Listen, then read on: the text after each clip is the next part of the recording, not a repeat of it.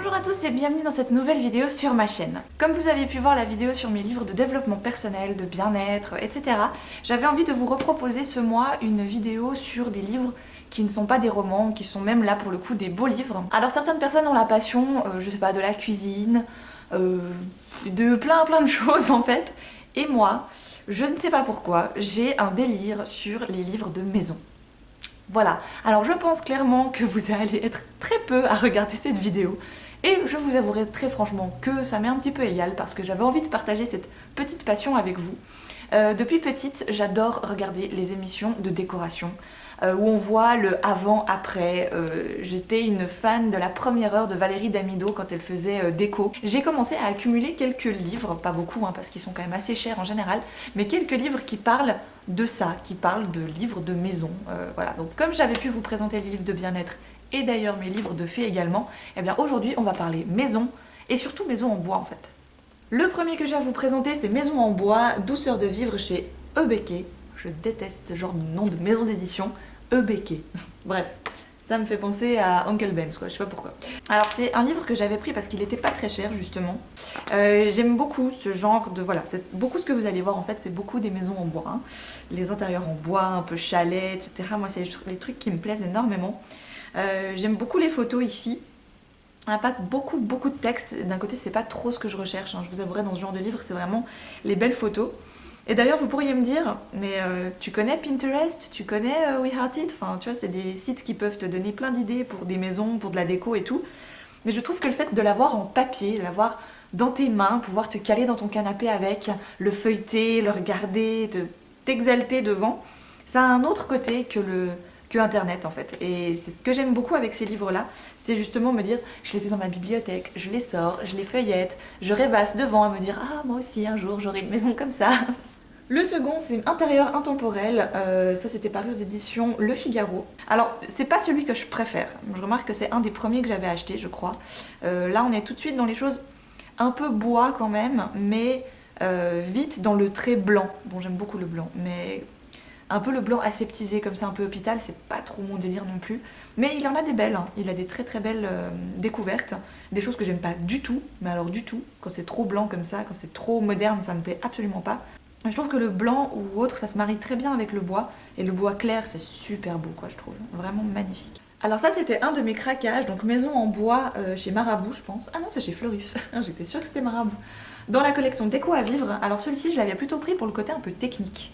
Certes, il y a des photos, il y a tout ce qui te fait rêver et tout, mais il y a beaucoup de textes techniques, comment entretenir, comment créer, énormément de choses comme ça autour du bois, et je trouvais que c'était intéressant, surtout que mon père était ébéniste en fait à la base, donc il a travaillé le bois pendant très longtemps, et c'est vrai que du coup j'ai toujours eu un rapport avec le bois un petit peu étrange, parce que avec mon papa ébéniste, le bois c'était un petit peu la religion de la maison quoi.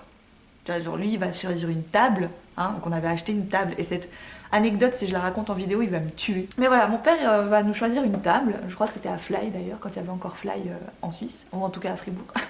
Et on passe devant la table, et mon père, la première chose qu'il fait, il se penche vers la table, il la caresse comme ça, donc ça c'est la table, il la caresse comme ça, et il toque dessus, comme ça. Mais quelquefois, hein, et on était ma mère et moi à côté, genre, non c'est normal. Il y a l'homme qui murmurait à l'oreille des chevaux, et il y a papa qui murmurait à l'écorce des arbres. Tout est normal. Donc voilà, mon père tape la table et se dit genre, ouais ça c'est bien ça, on va prendre celle-là. Voilà, je sais pas ce que la table lui a dit ce jour-là, mais depuis, elle est dans la salle à manger chez mes parents, et elle va très bien, voilà. Alors du coup là on arrive aux gros et beaux, ceux que je préfère vraiment, mais ceux qui sont lourds aussi sur ma cuisse, là que ça commence à peser. Alors, le premier que je m'étais acheté, c'était Maison de famille dans Art et Décoration, donc ça c'est aux éditions Massin. Ils sont magnifiques ceux-là, je les trouve trop beaux. Ils ont de ces superbes photos, c'est... Voilà. Il y a le côté, dans celui-là, ce que j'aime bien, il y a le côté un peu rustique, dans le suivant aussi d'ailleurs, il y a le côté un peu rustique des maisons de famille ou des fermes familiales, etc. J'ai passé toutes mes vacances dans des fermes et c'était super. Et là, celle-ci me rappelle un petit peu ce côté charmant rustique. Dans le côté un peu plus brocante, j'avais acheté justement Récup et Brocante, toujours chez Art et Décoration, de Massin. Là pour le coup, vraiment très... je récupère et j'essaie d'en faire quelque chose. J'adorerais avoir ce talent. Je rêverais de pouvoir me dire, tu es capable de récupérer un truc et d'en faire autre chose. Mais j'y arrive pas. Pourtant je me bats, hein. J'essaie vainement, mais déjà j'ai pas beaucoup de temps à y consacrer, Et je crois pas que j'aurai la patience en fait. Parce que quand je vois tout ça, je me dis waouh. Faut quand même de l'acharnement un petit peu, hein, parce que moi je pense que si ça devient pas comme je veux à la base tout de suite, je pèterai un câble. Je suis pas hyper patiente pour ce genre de choses. Je peux être patiente pour beaucoup de choses, mais pas pour ça. Et quand je commence un truc et que ça ressemble pas du tout à ce que je voulais à la fin, ça me saoule. Moi j'aime bien le côté un peu rustique. J'adore ça. Je trouve que ça fait le côté un peu habité justement. C'est le côté un peu chaleureux de la chose quoi. Je suis bien pour le moderne, hein. J'ai besoin de mon petit confort quand même pour vivre. Une maison qui est trop rangée ou avec zéro déco, etc. Bah, je trouve que ça fait un peu maison témoin quoi dans les trucs là, ou dans les séries télé où ça ressemble à rien. T'as l'impression que les gens ils viennent d'entrer puis que ah t'as vu c'est chez moi depuis 20 ans, alors que pas du tout. Et donc les deux autres que vous avez pu voir dans mon dernier book haul, il y avait Un Noël à la campagne. Donc ça c'était justement aux éditions Campagne. C'est là où je me suis tapé un fou rire de fou dans mon book haul où j'ai dit Champagne édition. C'était dimanche soir, j'étais crevée. Et du coup je me suis tapé un fou rire toute seule, voilà, sur Champagne édition.